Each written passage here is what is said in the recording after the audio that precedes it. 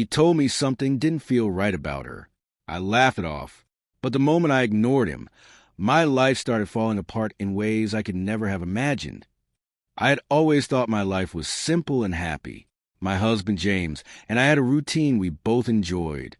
We shared quiet mornings, small laughs, and evenings spent talking about our day. I trusted him completely and thought we understood each other perfectly. Then she came into my life.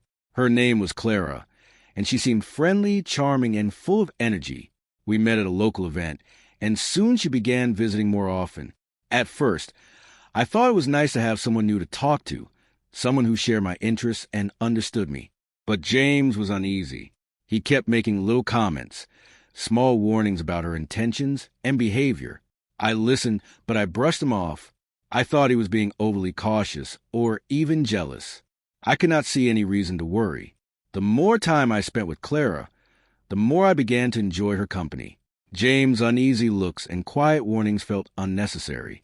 Little did I know that ignoring him would be the beginning of a series of events that would change everything I thought I knew about trust, friendship, and my own life. One afternoon, Clara invited me to her home for coffee. I told James casually, expecting him to shrug it off. Instead, he paused, his face tense. "I just don't feel right about her," he said quietly. "She seems too interested in your life. Please be careful." I smiled, thinking he was overreacting, and promised I would be fine. At Clara's house, everything seemed normal. She was warm, welcoming, and full of laughter. Yet, a small part of me felt uneasy, though I quickly pushed the thought aside. She asked personal questions, subtle ones about my life and work, but I convinced myself it was curiosity, not malice. When I got home, James looked at me, his eyes filled with worry. I told him everything was fine, but as I went to bed that night, I could not shake the tiny knot of doubt growing in my stomach. After that day, Clara began showing up more often, always with a reason that seemed innocent. At first, I welcomed her company. She was fun to talk to and had a way of making me laugh when James was at work. But slowly, things started to feel off. I began noticing little things she did that made me uncomfortable. She would ask about James' schedule, what I did after work, and even about our savings. At first, I told myself it was harmless curiosity, but the questions kept coming. She remembered details I had never shared with anyone else and brought them up casually, as if she already knew everything about us. James' warnings echoed in my mind. He tried to talk to me again, showing me messages Clara had sent, some flirty, some oddly personal. I hesitated, still wanted to believe in Clara's innocence, but the unease was growing, gnawing at me. One evening, Clara came over unannounced while James was at work. She stayed late, talking and laughing as if she owned the place. When I mentioned James, she made a subtle joke about him being jealous, a comment that left a cold knot in my stomach. I began to notice small manipulations. She would praise me when I ignored James' advice, criticize decisions I made with him, and plant seeds of doubt about his intentions. At night, I lay awake, torn between my loyalty to James and the comfort I felt in Clara's company. The more I thought about it, the clearer it became that something was not right. Her friendliness had a sharp edge, and her charm was a mask hiding something deeper. James had been right all along. My heart sank with fear, realizing that ignoring his warnings might have opened the door to a danger I was only beginning to see. Clara's presence began to affect more than just my feelings. She started interfering in small ways, always pretending it was harmless. One day, I found that she had rearranged some of my personal files on my desk. Another time, she subtly questioned me about money and bills, making me feel uneasy, though I couldn't put my finger on why. James grew more frustrated. He begged me to see the patterns he had noticed, the little signs that Clara was not just a friend, but someone with intentions I could not yet understand. I argued with him at first, insisting that I could handle things, that he was being overly cautious. But deep down, a creeping doubt had begun to take root. Then came the day Clara called while James was out. Her voice was soft, almost too familiar. She asked questions about him, about our routines, and even hinted at personal things that I had never shared with her. My stomach twisted. It was no longer innocent curiosity. Her questions were pointed, probing, and controlling. I tried to set boundaries, but Clara ignored them. She started showing up at places I frequented, pretending it was coincidence, while subtly observing my reactions. Friends began asking me if everything was okay because they noticed her constant presence. I began to feel trapped, realizing that I had let someone into my life who did not respect my home, my marriage, or my trust. One evening, I found a message from Clara that made my blood run cold. It was a threat disguised as a warning. You cannot control what I want. Be careful who you trust. I showed it to James, and the relief in his eyes was mixed with fear. He had known this could happen, but I had ignored him.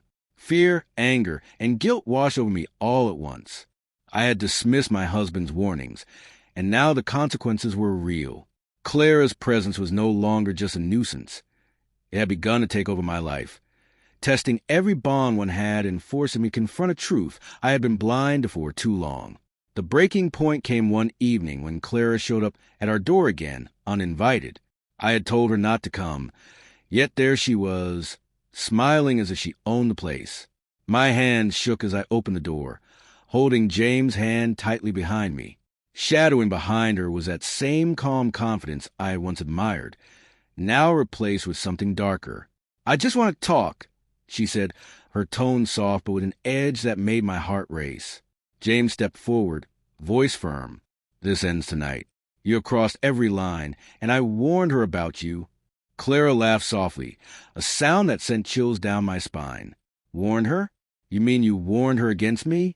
That only makes me more interesting, doesn't it?" I realized in that moment how dangerous she had become. Her charm was a mask, and underneath was a carefully planned manipulation meant to control and unsettle me. She moved closer, stepping over the threshold, trying to assert power, but James blocked her path. "You will leave," he said, his voice steady, though his eyes burned with worry. Clara's expression shifted, and she finally revealed her true intentions: jealousy, obsession, and desire to create chaos in our lives. Her words cut deep, but they also clarified everything I had ignored. Every question, every visit, every boundary she had crossed. In a sudden move, she lunged toward something valuable on our shelf, perhaps intending to steal or destroy it. James acted quickly, grabbing her hand and holding it firmly. Shadow barked from the side, adding urgency and warning.